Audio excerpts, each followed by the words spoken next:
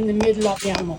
Okay, so on this side is more your forequarter, where your shoulder, your neck, your shin, all the forequarters tuned in will be from here on in. And take the 5 ribs off there. And this side here would be where your rump and we call your hind leg. That's where that is. So this is the centre where all the primals come from. So now I'm going to start putting in. So the first thing I'm going to do is separate the strip line from the ribeye, which is, so what we do is we're going to go 5 ribs down. So you have a 5 rib line, which you get your coat buff, your tomahawk, and your ribeye from. So that's 1, 2, 3, 4, 5. Now, I'm just going to tell you briefly the difference with when you get European beef and you get Australian or American. They leave 7 bones on, okay? They leave them 2 bones on. Now, in Europe, we call these like Delmonico cuts. And the reason why we call them that is that they're too lean to be ribeye because they're coming up to the strip line, and they're a little bit too fatty to be strip line. So why in other parts of the world they leave those 2 on? Is it to capitalise the money from prime cuts? Yeah, well actually what they would do in Australia is they leave another bone here, which is literally their chuck bone. Yeah. And then you go up nearly to 8 ribs then, but it's not with this one here, it's with an actual stew. So they go 8 rib home. And why do they do that? Because it's more cost effective. You know, it's just the way we would cut it. Same thing you kind of see with racks of lamb, where they leave the smaller rack on the end. Yeah, 9 ribs, put 3 to 8. Yeah, exactly. And just little things there. So what I want to do is, I have a saw there, guys. It is there somewhere. Oh, come on. Thank you very much. Yeah. Okay. So we're just going to put down here. Thank you very much.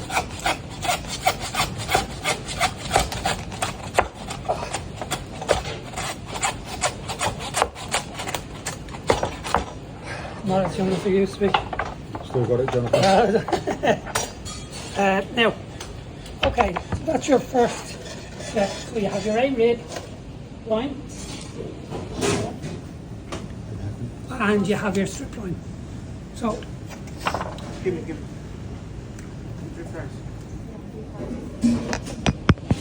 So the next step what I'm going to do is I'm going to take the 3 rib, the Delmonico as I call it, as it's known as. I'm going to take that off just so you have your 3 cuts here. Thanks very much. Let me check. Check that. I gotta drink my coffee.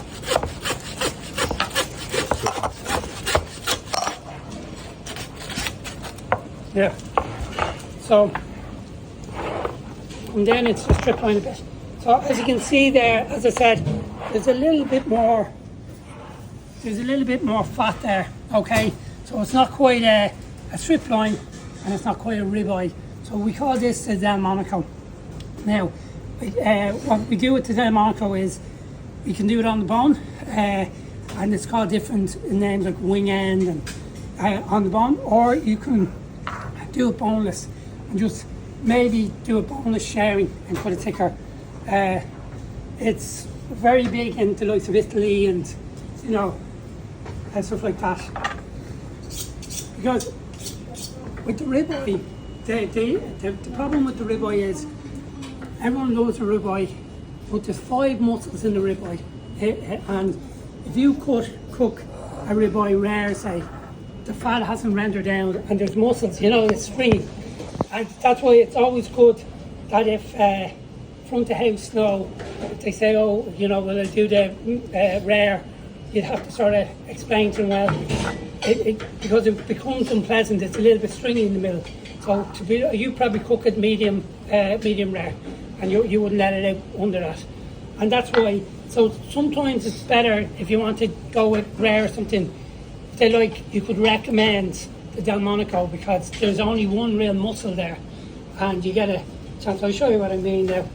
Okay, so I'm just going to go with the rib for the time being. And I'm going to take, so this is the rib cap. So when we get down to the cuts on the rib cap, what we want to do is we want to take this rib cap off, and we use it, but we use this for burgers. So we do rib cap, chuck and brisket. That's our mix. And using the dry aged rib cap to give the flavour and the actual fatty content to it. So just take this off.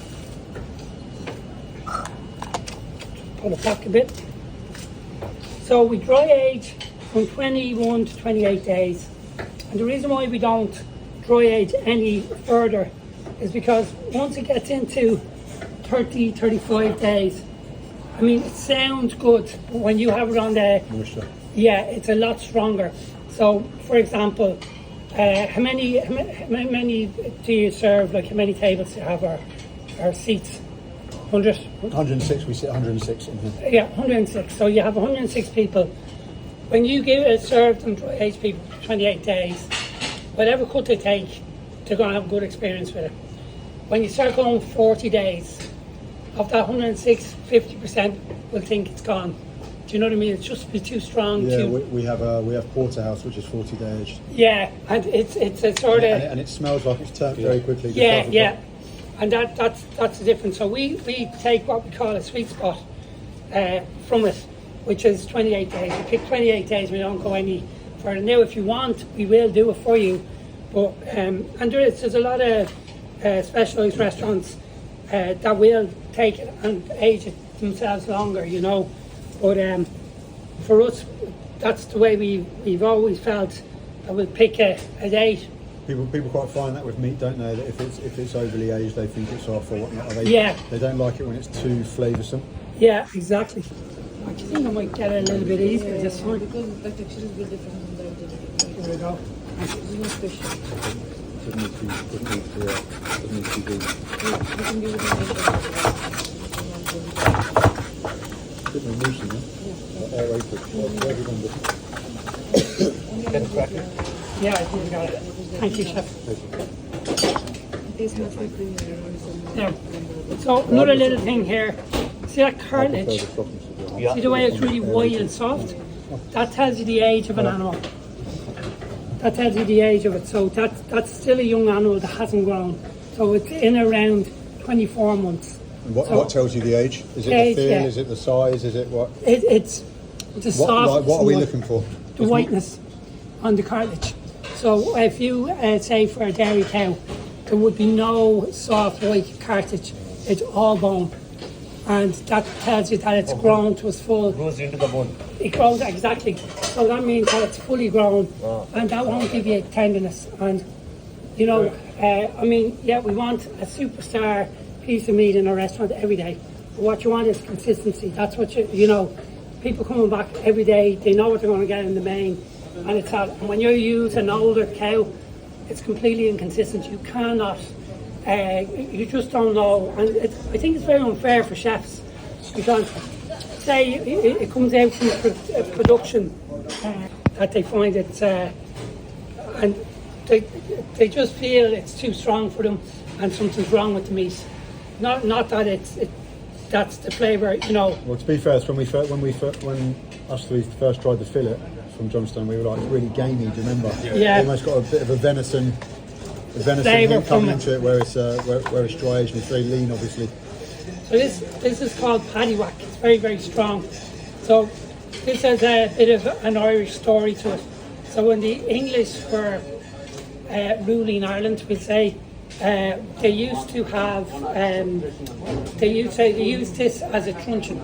So they used to use this to whack the paddies. So they called it paddywhack, and that's where it gets the name from there. So it's paddywhack. So they used it. This was an early truncheon. They used to use it against the Irish. Say that home for my son. Yeah. We're not bitter. We don't. That was about 200 years ago.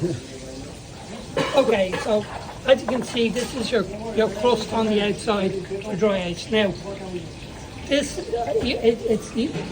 nothing will happen if you eat it. It's not nice to eat, Tough. you know. Super tough. Yeah. So what it was way too dry, yeah, so it'd be tough. So what we do is, we take these off and we put it into our burger. We mince up the burger. Now it gives you sort of speckles of it because it doesn't fully come down. But it's like, it gives you that flavour, you know, so it's the best way we feel to use it. So I'm just going to take that off.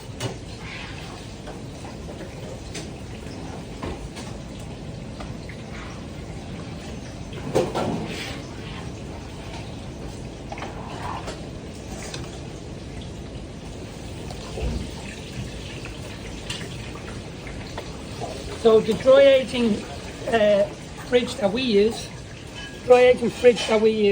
would hold 30 tons of beef. So we would approximately 600 of those lines we dry age every week.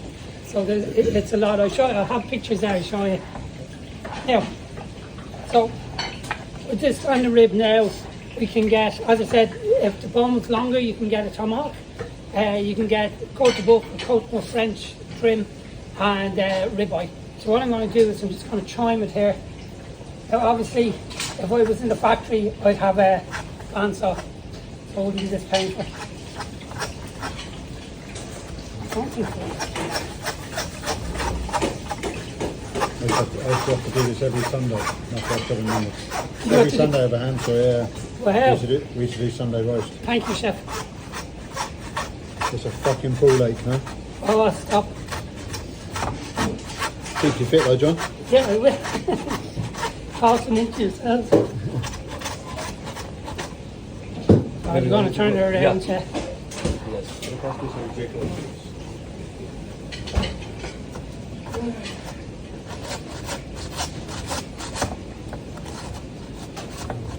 So, with Johnstone, we've been dry aging for over 60 years.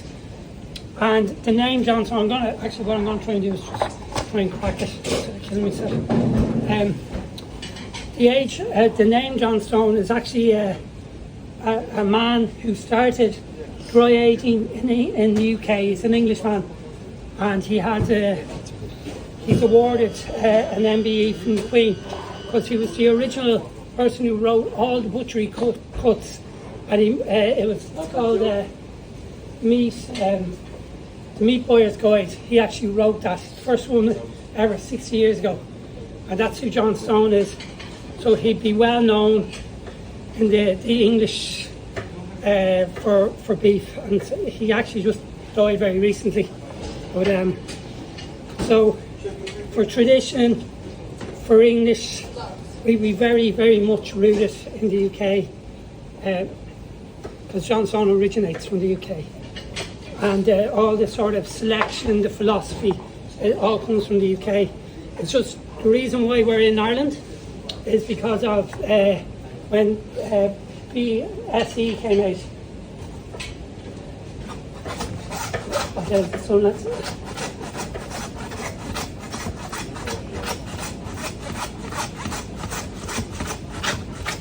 I should crack this side now.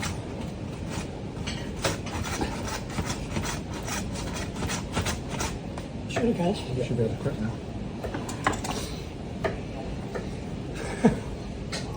So I was doing this in a restaurant a couple of months ago, and I like the saw was actually worse than this.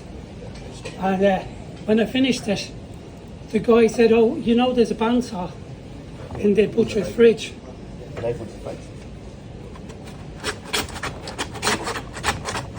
Lift it.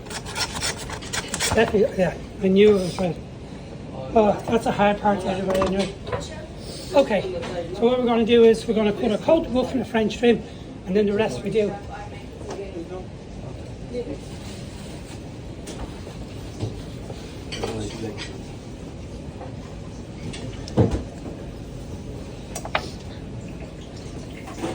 Just take that for the dry. So when the stuff comes in vacuum packed, we have a kitchen ready, so there's no trim left. You can see all the trim that we take off from the dry age. We save you all that, and it's done. I can guarantee everything that comes in is dry age like this. But it's just what we call kitchen ready, so it's actually ready for you to use. I'm going to do a nice little French trim on that.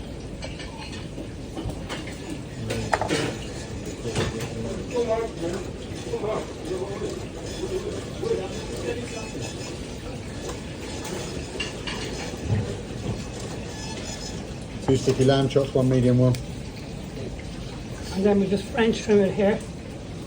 Just to get a bit of bone sticking up.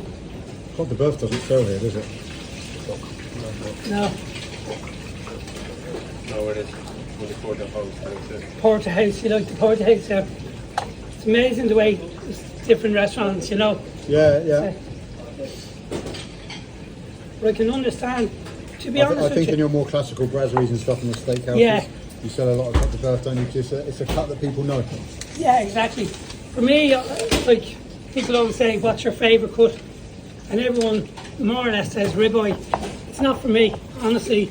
I actually like that one there. That's my favourite. The Delmonico, yeah.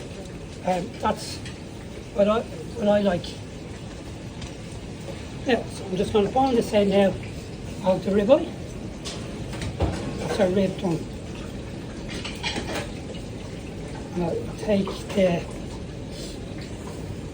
one off. So you can see the amount of trim and that comes off the dry eggs, you know what I mean? And work to get it down to, you know, just one cut finished. What do you do with all your bones? All the bones can't be used. They go into like not dog food, but they're used for pet food, but they're kept together and cooked for pet food. We can't actually use them for stock. But Not the rib ones. But you still make money out of them through the animal.